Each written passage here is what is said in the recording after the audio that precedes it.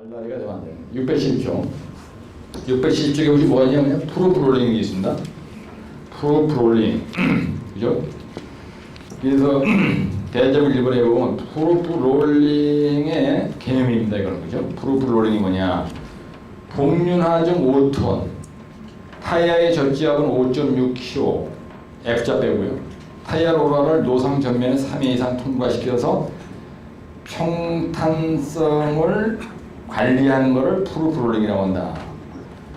예, 그 다음에 그 최종 마무리면에 프로프롤링의 값은 놓지 않은 5전, 노상은 3전. 그죠? 최요부 깊이가 2.5cm 이상 되면 안 된다. 주의사항은 뭐냐? 프로프롤링을 실시하는 노상 보조기층은 살수를 해야 된다. 비가 온다면 하면 안 된다. 그 다음에 주행 속도는 4km/h로 달려라. 이런 얘기야. 네? 그 다음에 관찰은 시간당 2km. 예, 이게 무슨 말이냐면요. 항상 용어는 뭘 써야 된다고 했어요? 네? 용어가 나면은 정의나 개념이나 이런 말 꼭 써야 된다 그랬죠. 이게 도로 및 공항밀수사의 지방으로 시험을 1교시 용어에 83회 때 도로 및 공항밀수사 1교시 용어에 났다 이거야. 예. 그래서 이런 건 집에 가서요 10분 거리야. 여러분들 항상 페이지 쓰고 그 다음에 문이란 말을 쓰고 그 다음에 제목을 쓰고 이렇게 하시라고요. 프로프롤링이라는 겁니다.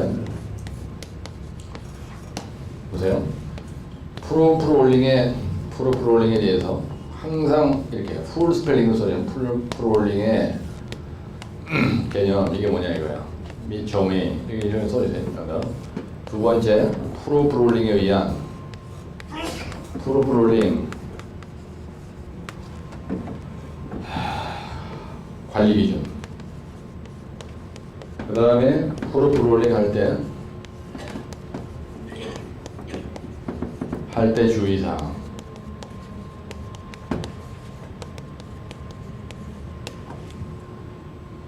세 번째, 네 번째 결론 이렇게 하는 거예요. 프로프롤링의 정의가 뭐냐면요. 복륜하중 몇 톤? 네? 5톤. 그 다음에 타이어 적지압이 얼마라고요? 네? 5.6kg/cm 자서 이거를 노면에 몇 회 주행시킨다고요? 3회 주행시켜서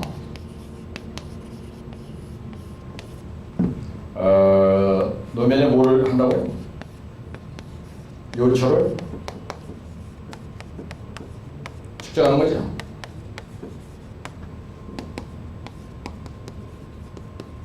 그게 무슨 말이냐면요. 여러분 보세요.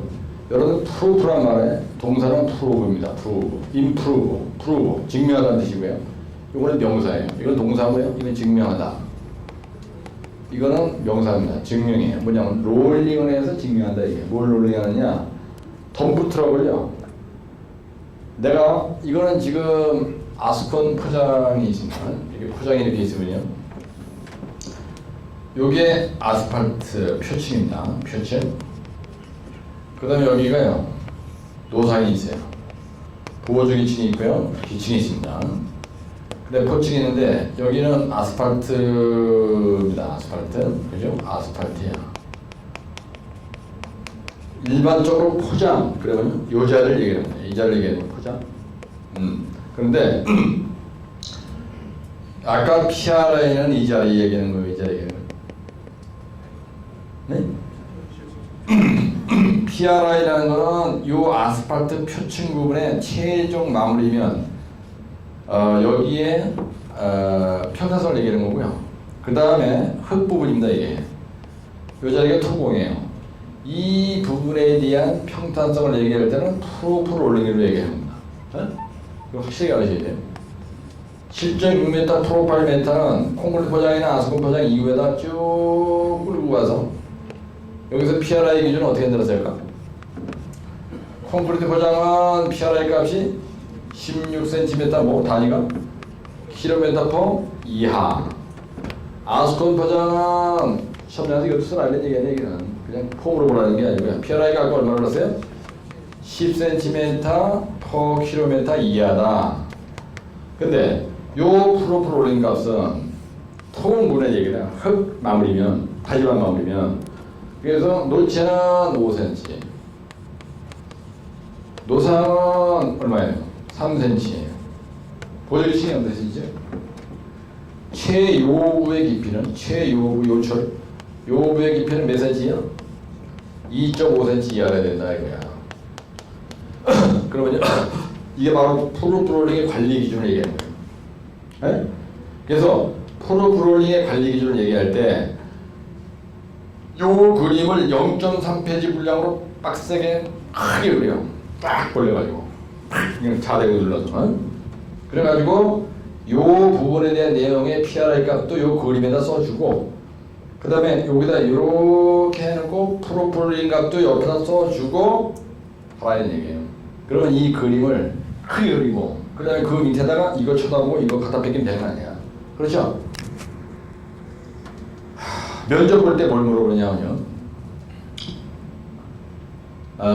PRI와 프로폴링의 차이점을 얘기하라는 거야.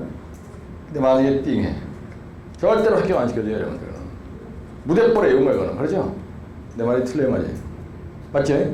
예, 그래서 PRI라고 하는 거는 요 콘크리트 포장의 맨 대가리 위에. 예. 이걸 갖다 우리가 표층이라는 말을 씁니다. 콘크리트 포장에서도 그렇고요. 아스콘 포장에서도 그렇고, 맨 대가리 위에 이 부분을 표층이라 해. 이게 만약에 콘크리트 포장이다. 그러면 28점. 일반 아스콘 포장이다. 구수 아스팔트 포장이다. 몇 점? 4.4cm. 그래요? 베이지 아스팔트는 몇 점인 들어서 할까? 3.5cm 이렇게 한다는 거예요. 그 다음에 프로폴링 할 때 주의사항이 뭐냐? 첫째, 둘째, 셋째. 그래요? 그래서 노체. 이건 요령이에요. 노체. 이걸 쳐다보고 노체, 노상. 그죠?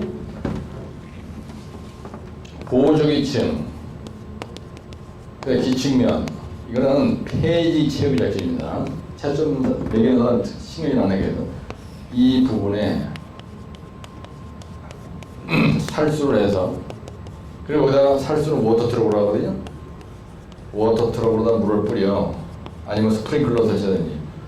그래서 함수비를 조절해야 됩니다. 함수비를 바싹 마른 데 가면 안 돼. 예, 그래서 함수비를 조절해서 한다.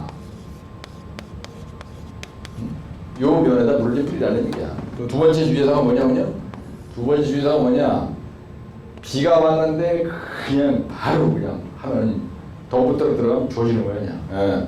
그래서 비가 온 후에는 하면 안 된다. 이런 얘기고요. 그 다음에 주행 속도는 어떻게 했냐? 주행 속도는 100km/h로 가면 안 된다. 주행 속도는 시간당 4km를 천천히 가야 돼요. 로 한다. 덤프트럭의 주행 속도. 덤프트럭에다 그걸 때리실 거거든요. 그걸 쭉 하는 거예요. 그래서 관철은 시간당 2km. 그죠? 예. 관철은 시간당 2km만 한다. 이렇게 쓰는 게 답이다. 프로프로니까. 근데 결론. 그래가지고 거기 보면 도로공사의 전면적인 균일성 검사에 유효하다. 그러죠? 예. 그래서 이 결론은요. 프로프롤링은 다짐도 판정 기준에도 다짐도 판정할 때도 쓴다. 할 때도 우리가 사용한다. 그죠?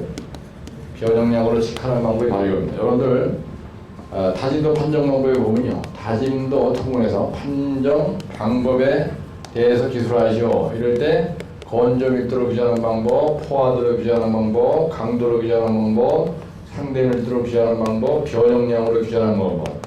이 변형량이라는 게 바로 프로프롤링 값 얘기하는 거예요. 이게 바로 프로프롤링 값을 얘기하는 겁니다. 근데 여러분들이 이거를 빡세게 했어요. 건조 밀도로 규정하는 방법이 있어. 다짐도 판정 방법이면은 포화도로 하는 방법이 있고요, 강도로 하는 방법이 있고, 상대 밀도로 규정하는 방법이 있습니다. 이 중에서 하나가 바로 이 프로프롤링이라는 거예요.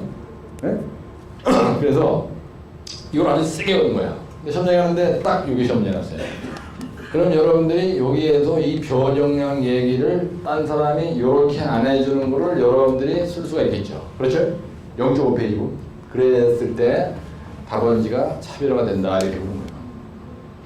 다진도 판정 방법이라고 하는 이 문제는 무지무지하게 중요합니다. 여러분들 시험장에 가면 이거는 무조건 시험장이야. 이걸 써야 될 문제는 무조건 한다 이거야. 네, 그래서 이런 공부를 할 때 이게 원조가 어디냐면 여기라고 보시면 돼요. 변형량. 그래서 이 프로프롤링은 변형량이라는 거예요. 변형량으로 뭐가 변형했냐? 포장이 이렇게 있으면 여기다가 이게 만약에 노체야. 이거 노상이야. 이게 노상. 근데 여기다 시공을 했는데요. 이놈이 이렇게 쭈글쭈글 해서 개판된 거야. 이런 걸 얘기하는 거야. 변형량. 요철. 요철. 노면의 요철. 요철의 변형량이 되는 거예요. 노면의 요철의 변형량. 이 변형량. 변형량으로 다진도를 판정하는 방법이 바로 프로프롤링이라는 얘기지. 그러면 이런 내용을 여러분들이 0.3페이지에다 쓸 수 있다는 얘기예요. 여기까지만. 만약에 이런 문제가 나왔을 때 짠 듣기로 들어간다면 요 정도만 딱 써줘도 돼요. 이게 답안지가 딱 켜버리는 거예요. 근데 사실은 다진도 판정 방법이라는 문제가 여기 풀어져 있는데 토분편에 이런 내용이 이렇게 자세하게 들어가 있지 않습니다. 그림도 없고 요 기준치도 멀리내게 돼 있어요. 그래서 한번 외운 거를 여러분들이 빡세게 써먹을 줄 알아야 된다는 얘기지. 그러면 이 문제 외울 때 이건 별도로 외울 필요가 없죠. 그죠? 그 다음에 지난주에 내가 얘기할 때 요 상대 밀도를 규정하는 방법에 대해서 여러분들 얘기했습니다. 이거 용어로 따로따로 나오네 이게. 여기 따로따로 용어로 한다고. 여기 CBR이 있고 뭐가 있어요? CBT가 있어요. 그러면은 CBR도 어차피 이것이 용어에 대비해서 별도로 외워야 되는 거고, 평판지하 시험도 어차피 별도로 외워야 되는 거고, 상대 밀도를 별도로 외워야 되고, 이것도 별도로 외웠단 말이에요. 그러면은 이 문제는 별도로 따로 할 필요 없는 거 아니죠?